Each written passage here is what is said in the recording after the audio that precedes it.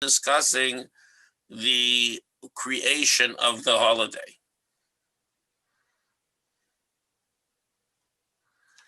Okay. And here we is. Okay.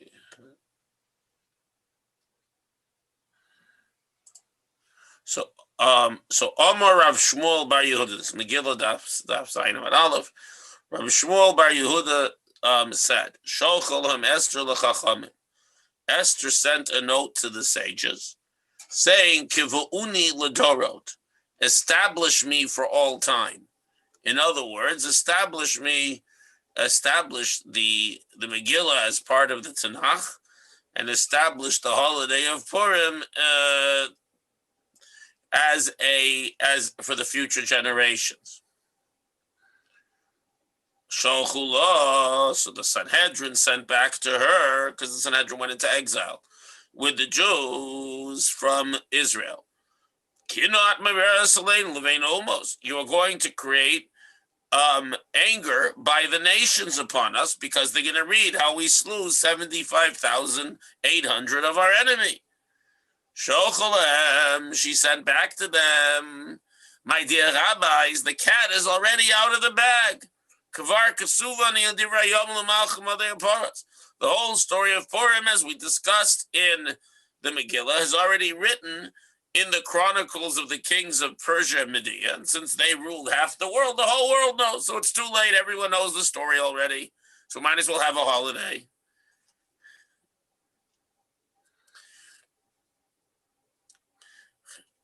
And it's true, everyone knew about Purim. As a matter of fact,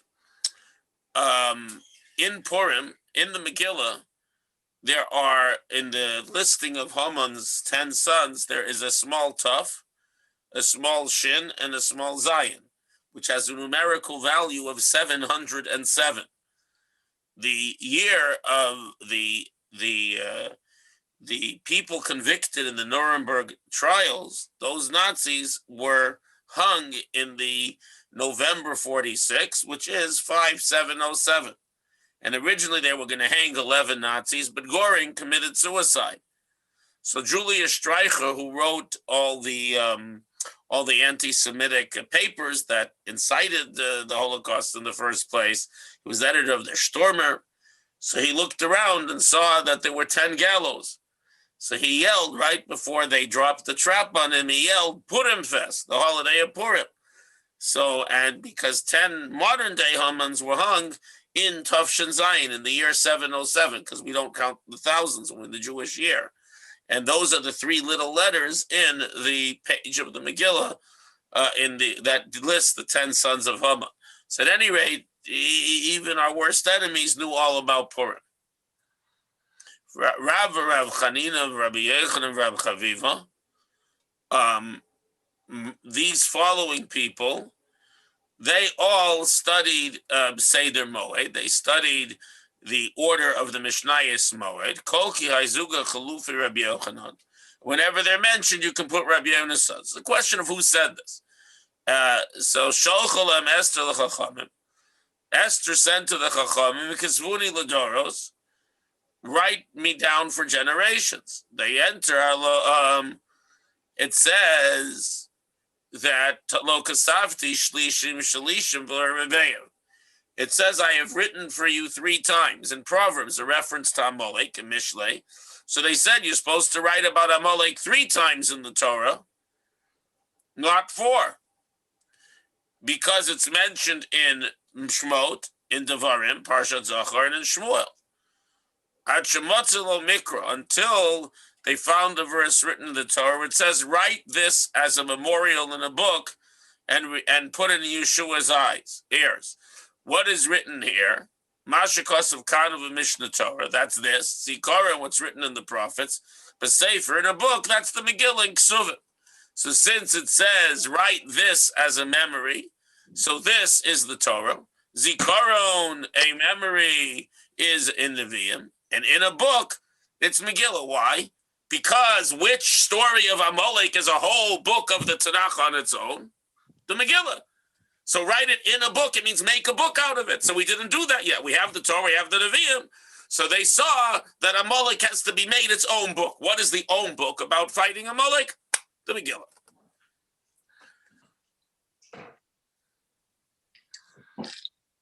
Okay, now we have to move down a little bit. It's all halacha.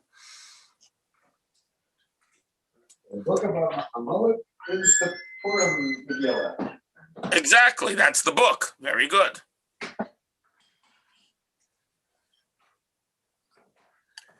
Now, we know that Megillat Esther doesn't have God's name in it, but is one of the 24 holy books.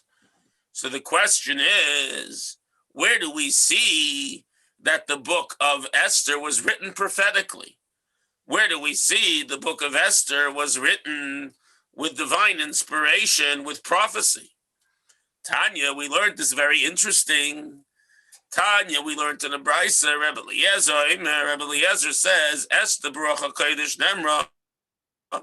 We have empirical proof from the text that Esther was said with holy inspiration, was said in a prophetic way.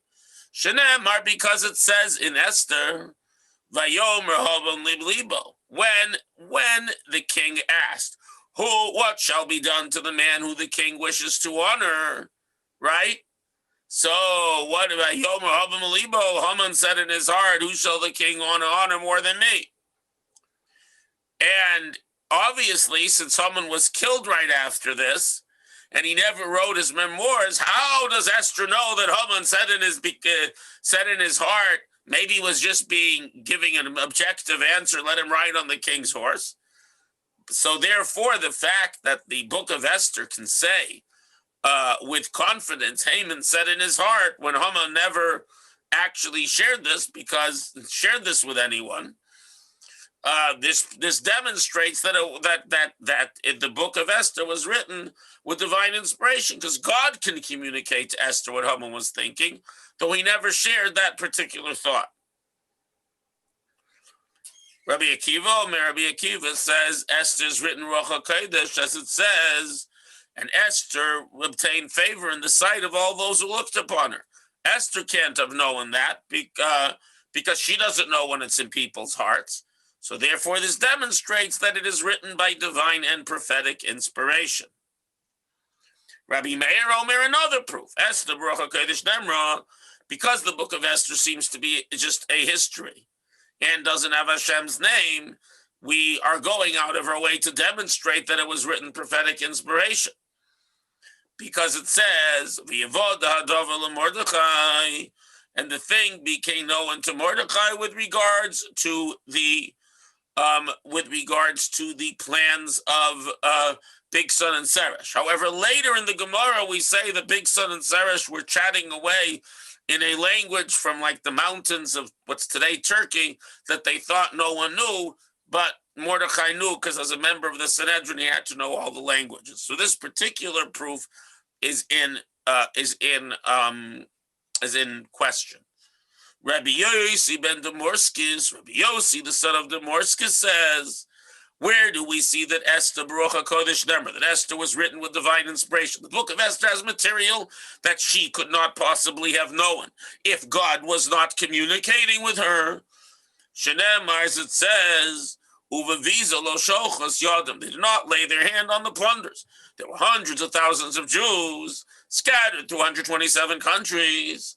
Even though Mordechai and Esther says, don't touch the plunder, don't touch the property of those Amalekites who you killed, leave it for the king.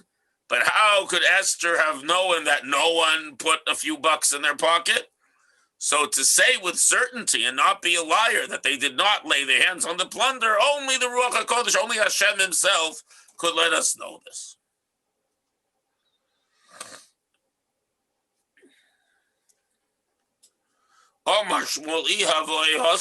If I was there, Havamina, I would have said that this discussion, because these are all statements by the rabbis of the Mishnah, the Tanoim. Shmuel is a rabbi of the Gemara 100 years later. He said, if I would have been there, Havamina milsa the adifo makulu, I would have said a stronger proof. Shenemar kimu v'kiblu, that it was confirmed and they took upon themselves. that Kimu Lamaila, that above, that God confirmed that the holiday that the Jews took upon themselves is his will. That God says, I agree you should have this holiday. I agree you should read the Megillah. That God approved what was said below. So if you read the Megillah this way, it has to be with Ruach HaKodesh, because only God could know that he approved of our holiday. Now, Rava comes to throw a dose of cold water on all these proofs. Rava says, L'kulu islu pircha, one could challenge all these proofs except for Shmuel's. The less le pircha that we don't challenge. Because Rabbi Eliezer says that Haman was thinking. Svarahu. It makes sense that Haman would think this. The lo hava inish the chosh of the Malka Kavase. There was no one at the moment more important, the king, than him. V'hai kimapish tuva v'omer adaita denafshe kama. And the fact is that he made this very extravagant advice, bring the royal garment and the crown and so on.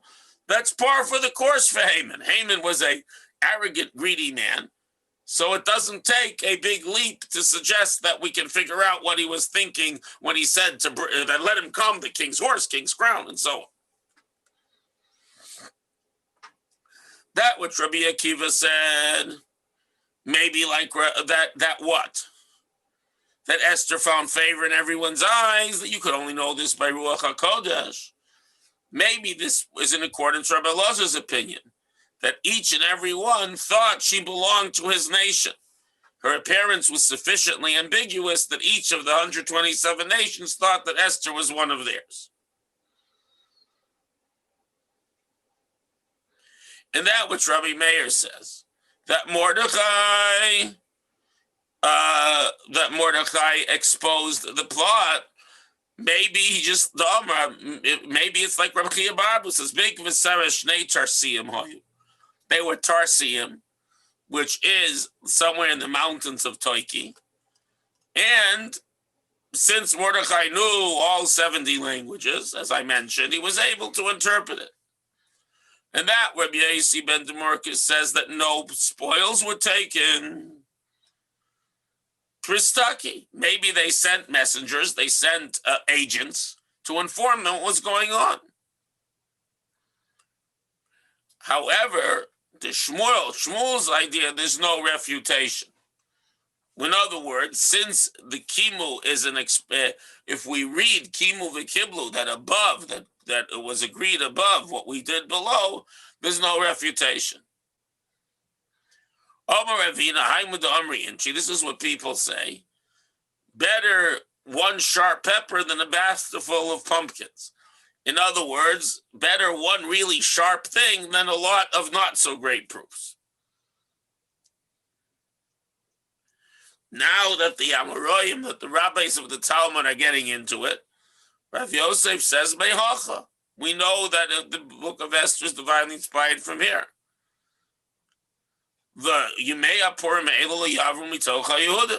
These words of Purim will never leave the Jews.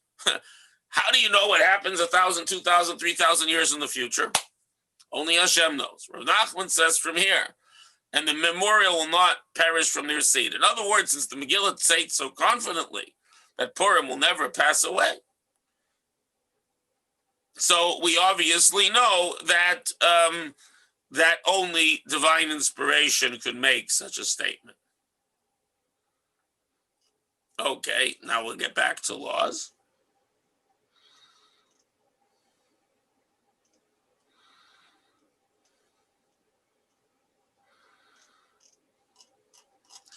Actually, this is more about, now we're going to learn, every year people look for Shlachmanas ideas. So now we're going to learn some Talmudic Shlachmanas ideas. Rabbi, a quick question on what Shmuel said. Yeah. He said, he would have said they confirmed and took upon themselves. Right, to Shmuel, so here's the thing. For Shmuel's proof to work, you have to say that Kimu v'Kiblu, that it was established what they took, that kimu, since it's an extra word, that kimu, it was sustained above, that God sustained this. Now you have to read it in a certain way for it to be a proof. Shmuel understands that kiblu is the Jews accepted, right? So the Jews includes everyone. Let's understand the grammar of this. The Jews includes everyone, right? So what's kimu? Who established, who approved, who upheld that which the Jews took upon themselves? They took it upon themselves, therefore it was upheld. The word upheld, kimu, is superfluous, right? Therefore, and now, logically speaking, if all the Jews accepted upon themselves, who is left to confirm this, to affirm it? God. So using the typical the rules of interpretation of a biblical text, we have an extra word, and an extra word that doesn't fit, because it was all the Jews who accepted upon themselves. So there's no one left to do confirmation. So who's the only one who is left to confirm? God. Therefore, Shmuel understands it this way. Thank you. Yeah, I mean, there's a lot of subtleties going on in the Aggadot. We don't always have time, but this is important. So gifts to the poor. So Rav Yosef says, and sending portions to each person. Shtei manot, 2 portions of food to one person. And we understand that 2 things with a different bracha. And gifts to the poor, at least 2 gifts to 2 people. That's how we put at least 2 coins in the charity box if we don't have actually poor people to give to. Rav Yehuda Nasiya. So Rav Yehuda Hanasi, who was very famous and rich, the rabbi, the Rebbe who wrote the Mishnah, he sent Rab Oshi Atma de Igla, Tilsa, the leg of a third-born calf, or a leg of a calf, a third of its growth, a nice piece of veal, v'garba de chamra, and a skin of wine. Sholach le Rab Oshi respond, Chaimas bonu Rabbeinu, that our Rebbe fulfilled 2 mitzvahs. Umishloach monos ishlreu, sending gifts to one's fellow, and gifts to the poor, because Rab Oshi was poor and wouldn't be able to afford fine veal and fine wine on his own. Therefore, he says you fulfill both. And from this we learn that technically you could fulfill both mitzvot with 1 gift, but you still have to give a second poor person something.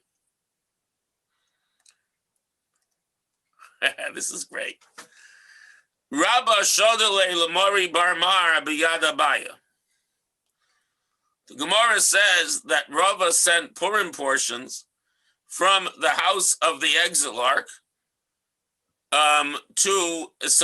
so Rabba was the house rabbi of the exilarch, who was the head of all the Jews in Mesopotamia.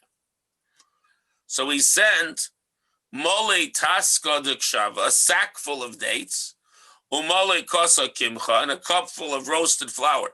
When you harvest green and make it into like a coarse flour and roast it, it becomes very sweet. So it's like a candy.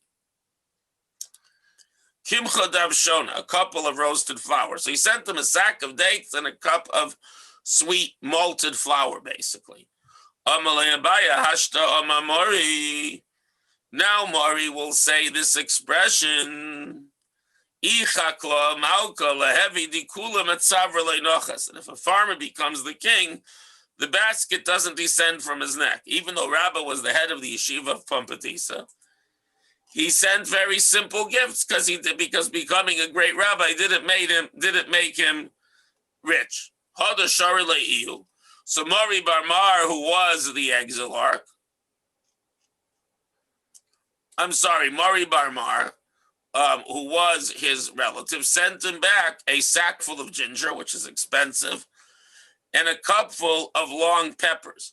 Now, these peppers are not the peppers that you know. They're from South America, and they're also not black pepper, but a different kind of pepper that came from the Far East that was much more known. And I'm going to I'm going to get Steinsaltz and tell you exactly what kind of pepper it was.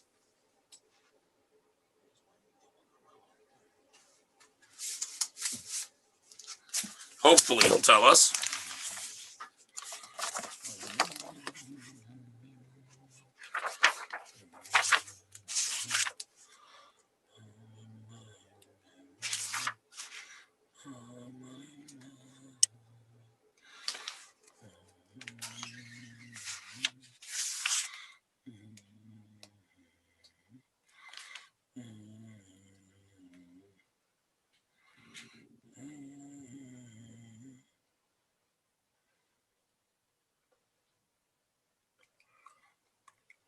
Yeah, so it was a different type of Far Eastern pepper. I just saw a big article about it. Give me a moment.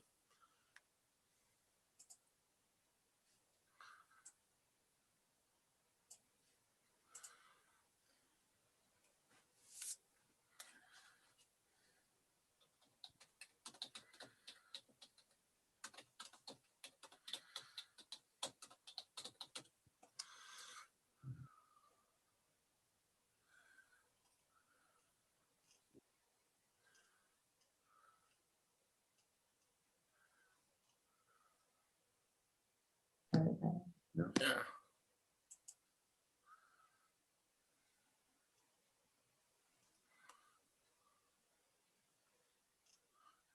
One moment. Yeah.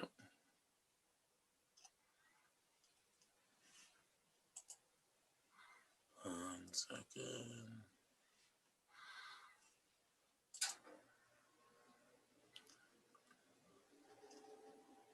Right. So the long pepper, yeah, is a different type of pepper. I'm just looking for a good one.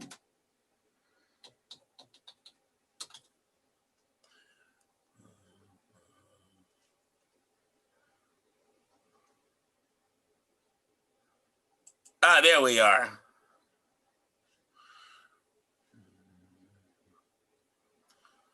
Oh, it's even hotter than black pepper. And I'm going to put the picture up here for you.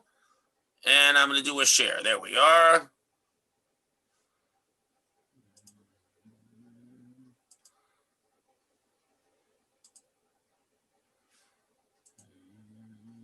One second, please. Sorry, guys. 1 minute. There we are. Okay. Share screen. Okay, so this is the long pepper. This is pepper longum, and peppercorns are round, as you know. These are long. You see the match? That's for scale.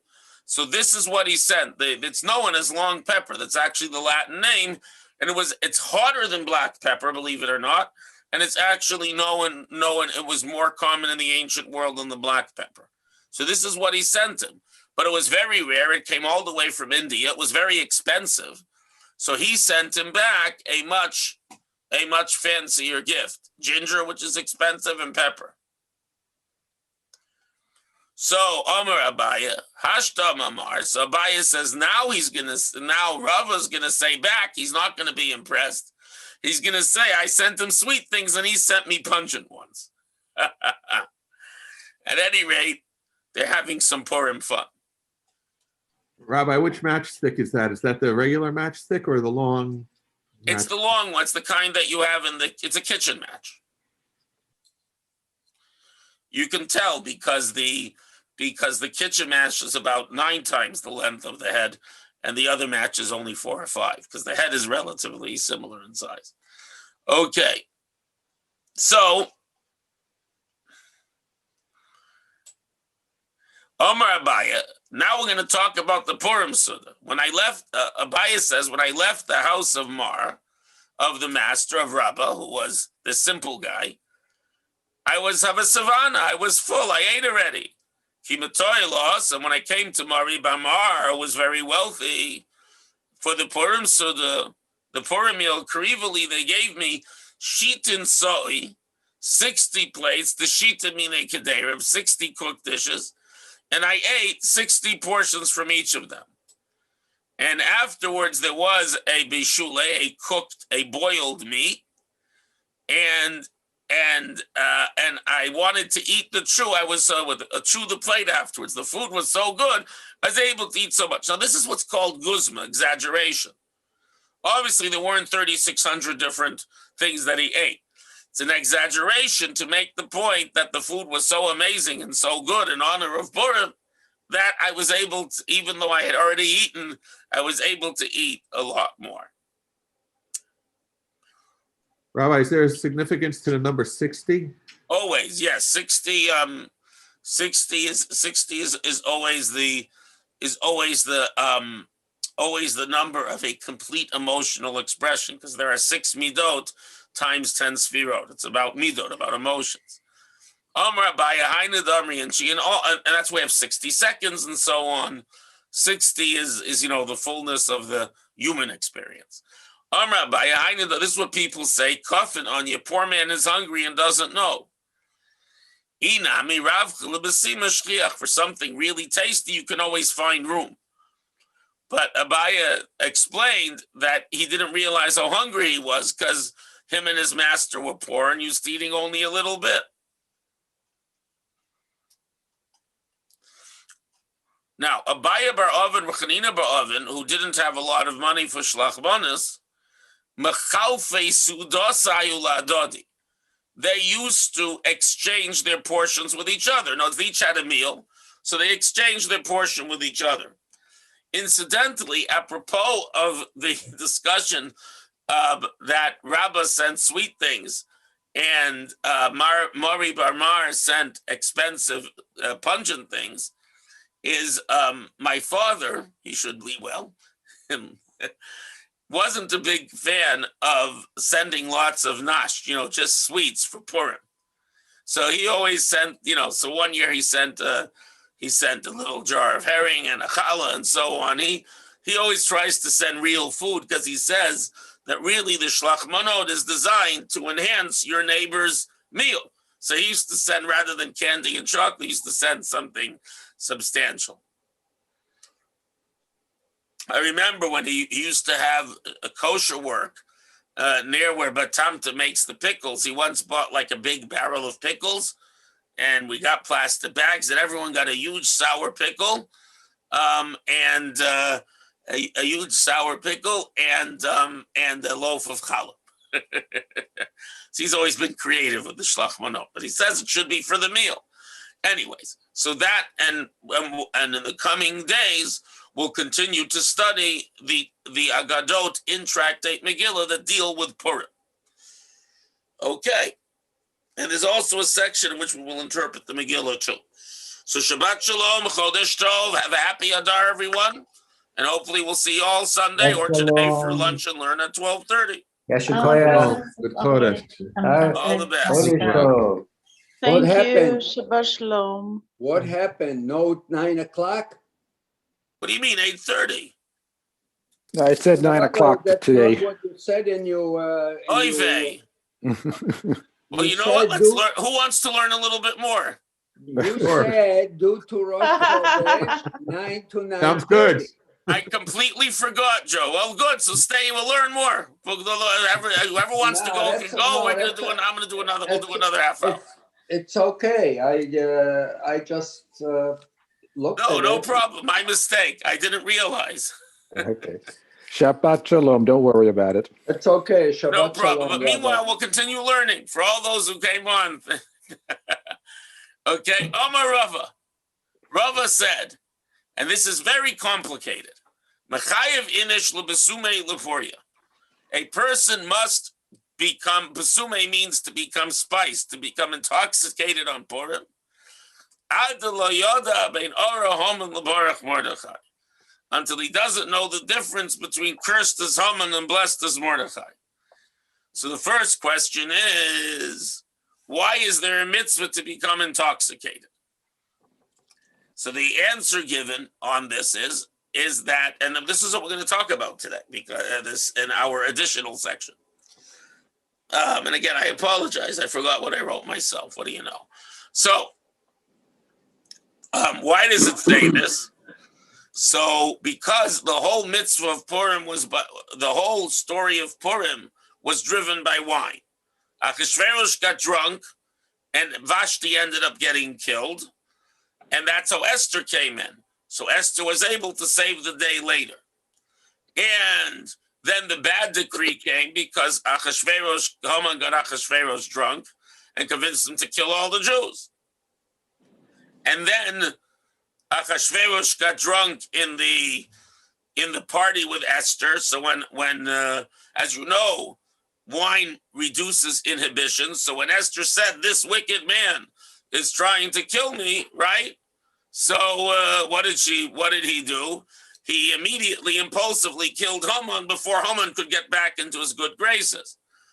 Because Achashverosh was a very vacillating, all over the place kind of person.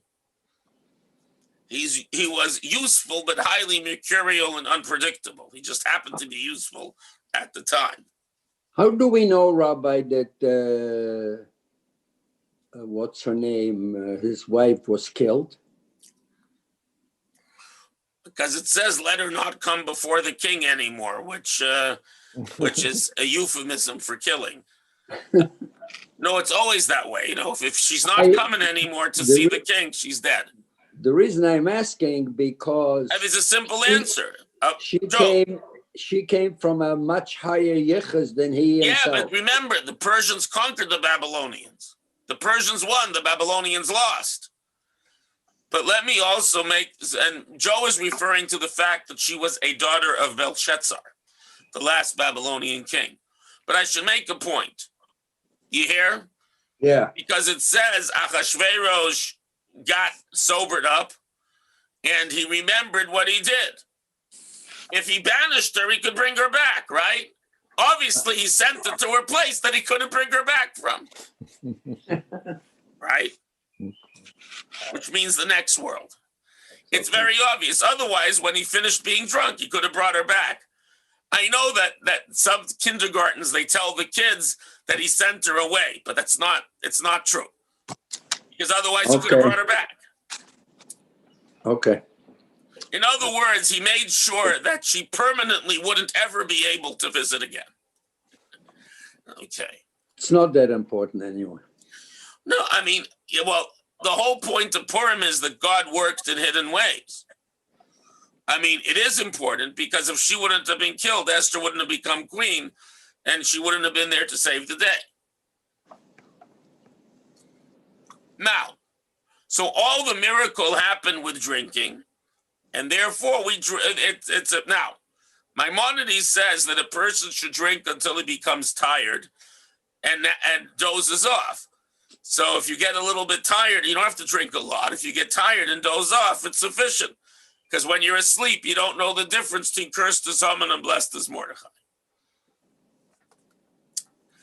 However, what does it mean? You don't know the difference between cursed is Haman and blessed is Mordechai. There are many, many answers to this. The first is gematria. What is the numerical value of Ora Haman? Well, Aleph, 201, and a Vav is 207, and another Resh is 407. Haman is 5, so 412. Mem is 40, so 452, No. right? And Nun is 50, so 502. What is the numerical value of Baruch Mordechai?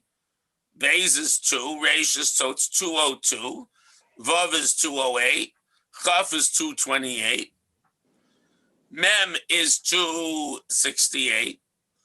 Resh is 468. Dalid is 472. Chaf is 20 is 492. And Yud is 10, 502. So cursed is Haman equals 502, a numerical value of the Hebrew letters. And blessed is Mordechai equals 502 in the numerical value of Hebrew letters, right? So, in other words, a person should get sufficiently intoxicated that you can't figure this arithmetic out in your head anymore. And at that point, you fulfilled your obligation. How about somebody getting the idea that, Mordechai and whatever are equal? No, it's cursed is Haman and blessed is Mordechai. Yeah. So it's saying that Haman bad, Mordechai good, not equal. Uh, The numbers were different. If it was 502 and 503, then I could understand. One couldn't distinguish, but here the difference is 0. Right, so that's why you can't distinguish. It's the same value. You drink until you can't tell apart 502 from 502. Now, it's a dangerous. Now you should know that the Shulchan Aruch says that a person that when you drink on Purim, you have to make sure not to misbehave. So if you think you misbehave, you shouldn't drink too much. That's number one. Another interpretation of the difference between cursed is Haman and blessed is Mordechai is as follows. That the question is, what was the greater miracle? The elevation of Mordechai and Esther or the downfall of Haman? In other words, there's a whole bunch of things that put Mordechai and Esther in the right place. Right, Mordechai saves the king's life, Esther becomes the queen. But then various things contribute to Haman's downfall. So the question is, what is the greater miracle? The downfall of Haman or the elevation of Mordechai and Esther? The downfall of Haman. Well, And you're going to say, Joe, you clearly have not had a l'chaim yet today. you're going to say the other way around. No, I don't know. By the time on Purim, I drink enough, so I can't figure it out. But now you can. You're not drunk yet. That's true. That's true. So we can go back and forth. And also, there's also the idea because the whole miracle of Purim happened in a way that is beyond human knowledge, which means to say that on one hand, there's no overt miracles. On the other hand, everything worked out exactly as God wanted. So it's even more difficult to understand than a regular miracle like splitting the sea where God suspends the order of nature.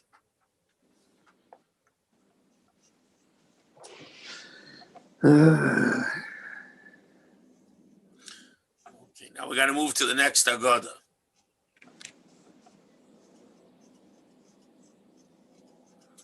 Rabbi? Yes. So in some Orthodox communities, they discourage too much alcoholic consumption on Purim. Yeah, I told you the Code of Jewish Law says that one cannot drink to the point where you misbehave or forget to daven Ma'ariv or, or annoy people and so on. So, yeah, and especially young people who can't handle it. Absolutely. And again, the Rambam has the best advice. Have a big meal, drink some wine, get sleepy, and doze off. And then you're in a state of not knowing between one and the other. Rabbi, we're not going to cover Rabbah and Rabbi Zera? What? Rabbah and Rabbi Zera. Are we not going to cover that? Oh, I think I passed it. I'll come back to it. Right, well, one rose and slaughtered the other, but we understand that. So there's a long, long discussion about this, about this as being metaphorical. But the simple meaning is he says okay, let's see if I can find it. I'll find it for next time. Page 7b. Oh, I missed it then. Oh, this is a cool story. Okay.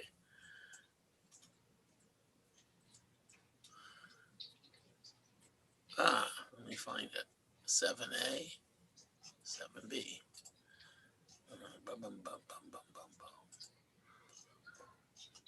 Completely missed it. There we are. So this might be a warning against drinking too much. Rabbi and Rabbi Zera had to sue this Purim with each other. Ibsum, they got very intoxicated. Come, Rabbi v'shachte Rabbi Zera. Rabbi arose and slaughtered Rabbi Zera. he asked for mercy on him, and he got healed. He brought him back to life. The next year, Rabba invites Rabbi Zera to come and join him at the Purim Suda.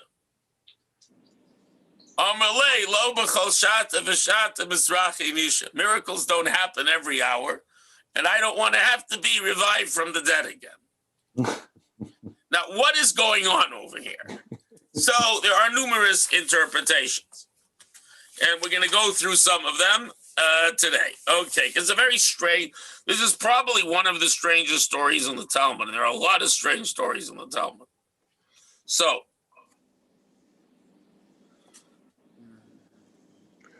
Well, he made a hold point. on, yeah, 1 second. Yeah, so go ahead. But No, I'm just saying, he's basically saying, since you cannot once you kill somebody, you cannot bring him back to life.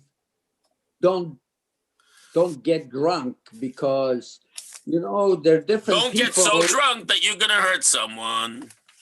Not only that, we don't discuss it, that there are some people that all they need is one drink and they're out. And there are some people, the Russians are drinking a whole bottle and they go on.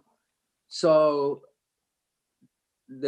this whole thing here is. No, it's very strange. Look what happened to the Indians when they came in contact with fire water. You know what's really funny? The Ein Yaakov leaves this story out. He doesn't include this story. Yeah, probably a good reason. Too hard to explain to the simple people, huh? Yeah. Okay, so so we have to look in the regular Gemara.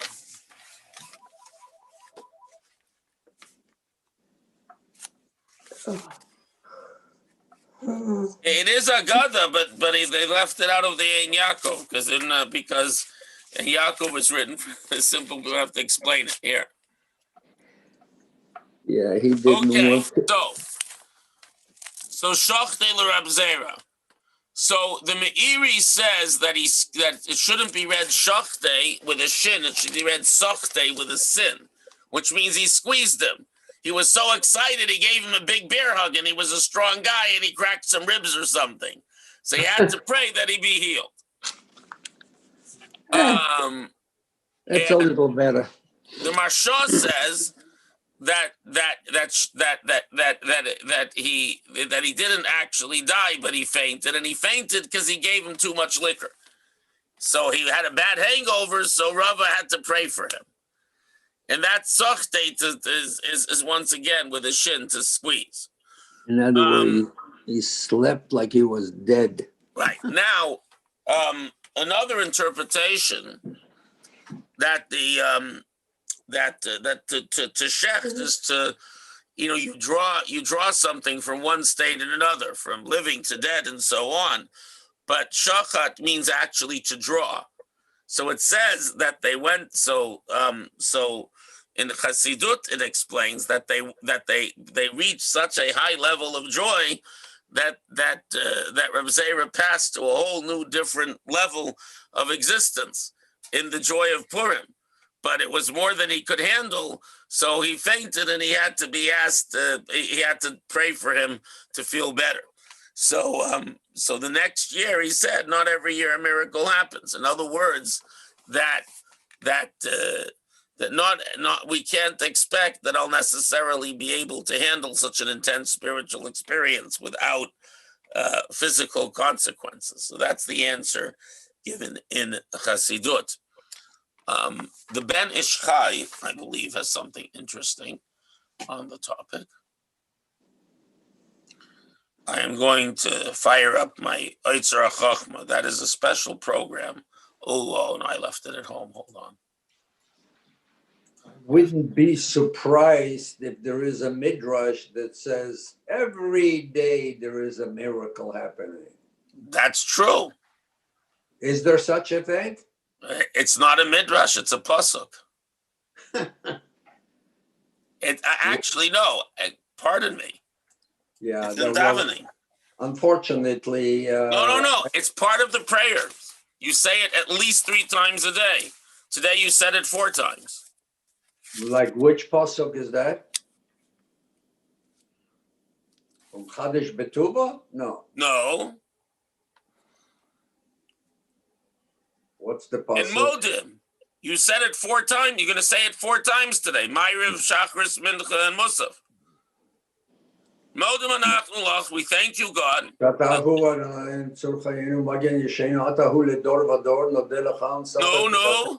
You know it by heart. We'll say your praise al chayenu amsurim biyadecha. Al nisecha, your miracles, shebechol yom imanu, that you do every day with us, and the wonders that you do at every moment. It's right there in the prayer. Rabbi, let me tell you. I'm listening.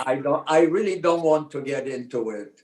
So every day there's a miracle, but in 4 years, 4 times 3, 65, nothing but disaster. I didn't hear of any miracles in the Holocaust. So let me tell you something. I'm going to tell you something that I'm only saying because I heard it from my mother, who's a survivor, okay? I wouldn't say it myself. Okay.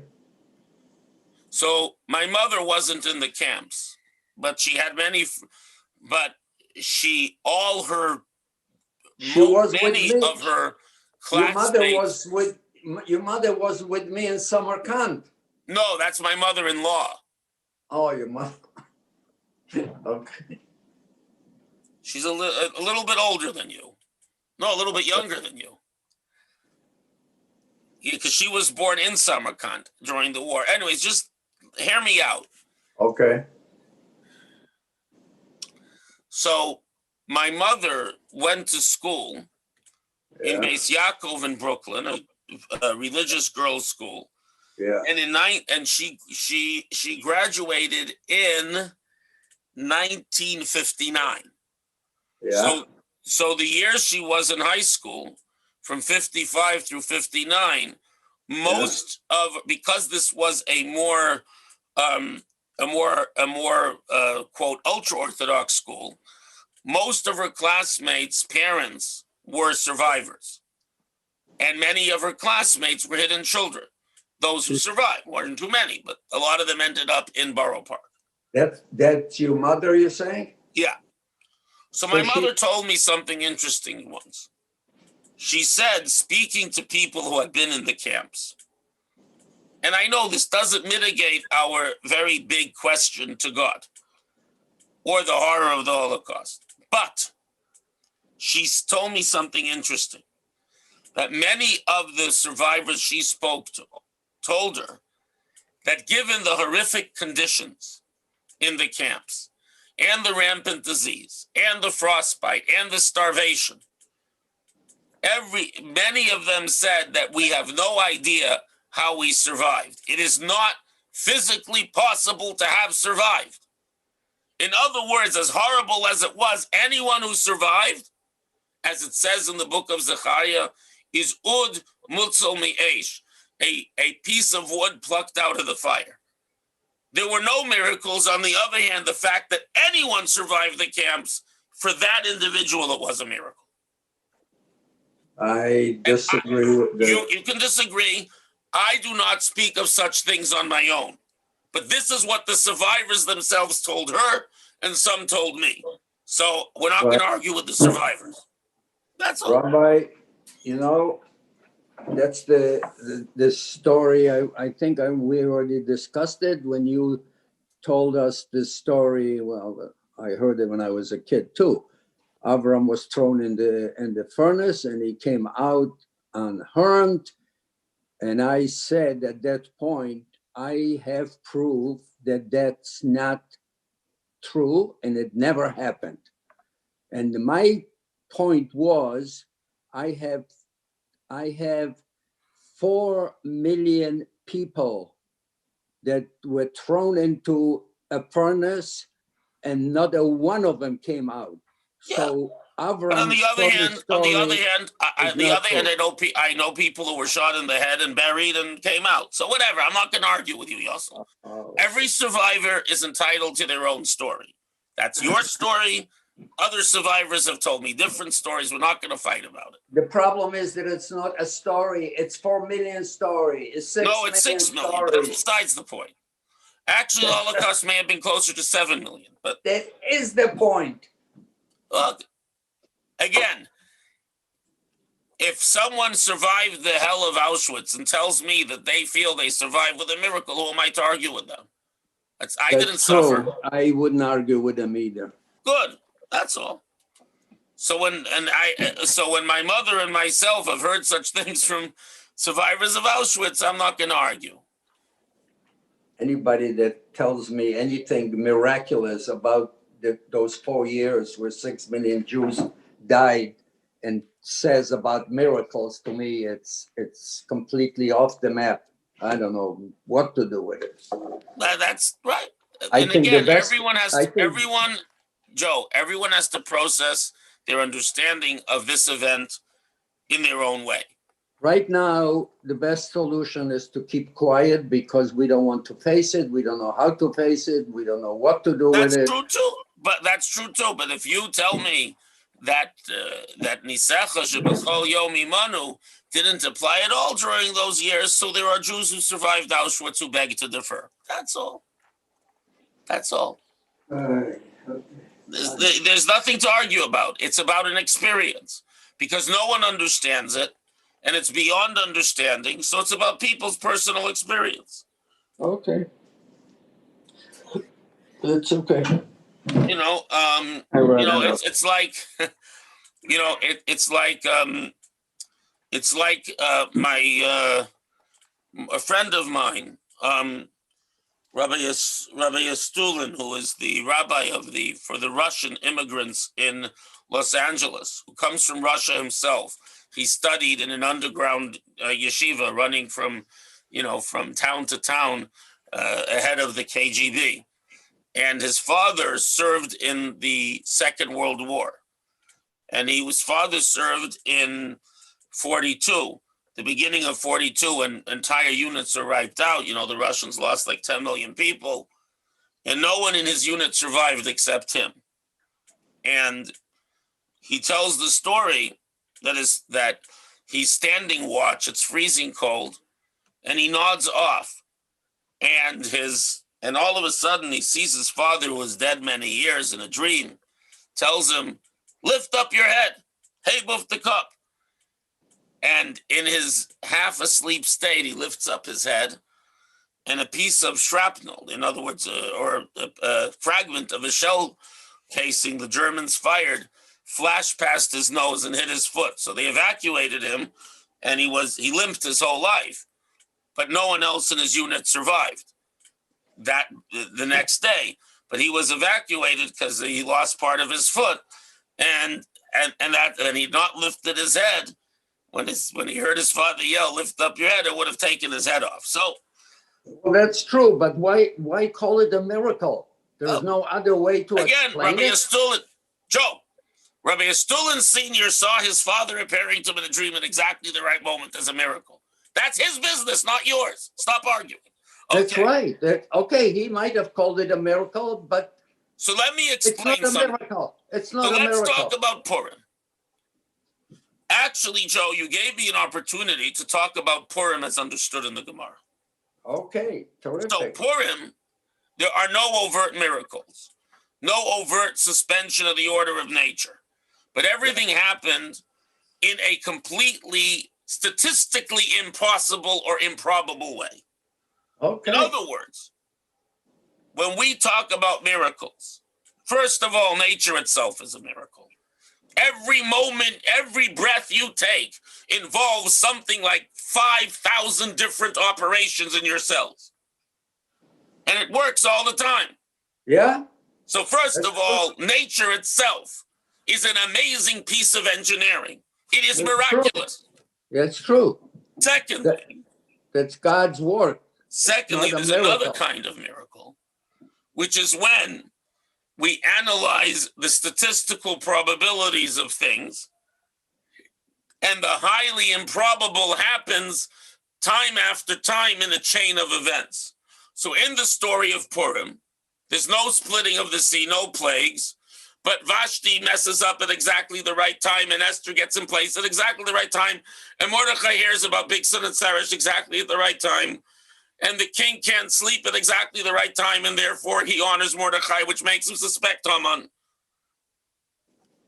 And then he gets drunk at the right time and kills Haman, etc. A highly improbable chain of events that goes against what was statistically likely to happen. So God, nature is a miracle, but there's an order to nature.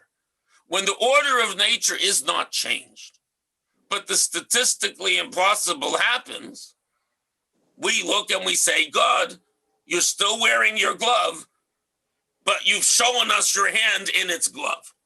Like when a person walks down the street with a heavy winter coat, from the way they walk, I can see who they are because I know them well.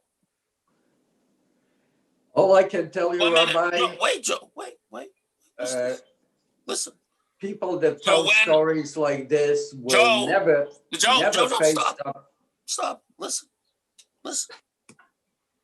So when a man tells me, or he told his son, that in the exact moment his deceased father appears to him in a dream, however that dream was manufactured, and tells him to lift up his head, and at that precise moment, a piece of fiery shrapnel flies through and hits his foot and saves his life by hurting his foot and doesn't take his head off.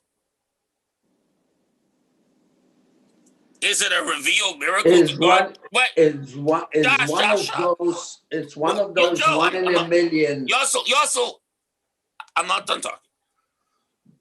Is it possible? Is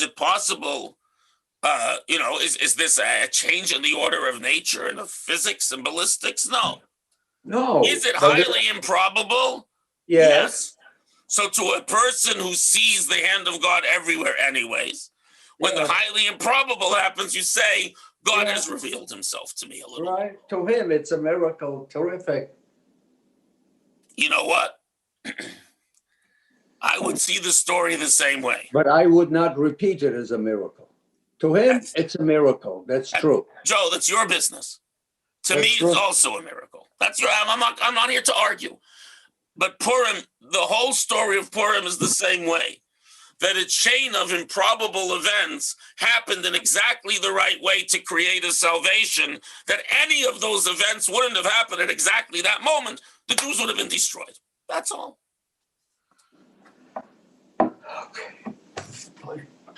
Anyways, okay. And with that, we had an extra session today. I'm sorry about the mix-up with time. I appreciate the extra half hour. Hey, look, if I had people to learn with me, I'd learn all day with people.